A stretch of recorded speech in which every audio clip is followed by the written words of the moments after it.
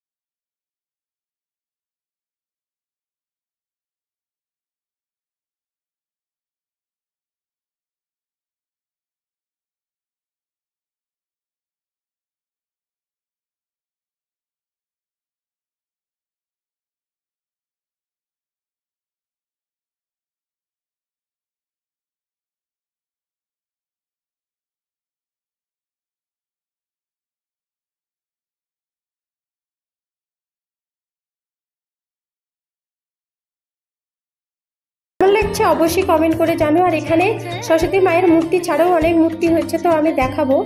দেখতে পাচ্ছ, এটা আলাদা একটা মূর্তি, এটা হচ্ছে মনসা মায়ের। এটা কভার হলে জাস্ট দুর্দান্ত লাগবে ফ্রেন্ডস। আর এই সরস্বতী মায়ের মূর্তিটা জাস্ট দেখো পরীর উপরে তৈরি হচ্ছে, এখনও দাদারা কাজ করছেন। তো যাই হোক, আমি ওনাদের একটু করে দেখালাম। আর তোমাদের কেমন লাগলো অবশ্যই কমেন্ট করে জানিও। আর অনেকে প্রতিমা নিতেও চলে এসছেন, যেহেতু আগামীকাল সরস্বতী মায়ের পুজো, যার কারণে অনেকে নিতেও চলে এসছে, তাদের কমপ্লিটও করে দিয়েছে।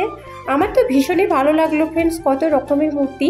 তোমাদের কেমন লাগলো অবশ্যই আমাকে কমেন্ট করে জানিও ফ্রেন্ডস। সো আর আজকের ভিডিওটা ফ্রেন্ডস খুবই ছোট। আই হোপ তোমাদের খুব ভালো লেগেছে। আর ভালো লাগলে অবশ্যই লাইক শেয়ার কমেন্ট করতে ভুলো না। আজকে আর সবাইকে টাটা।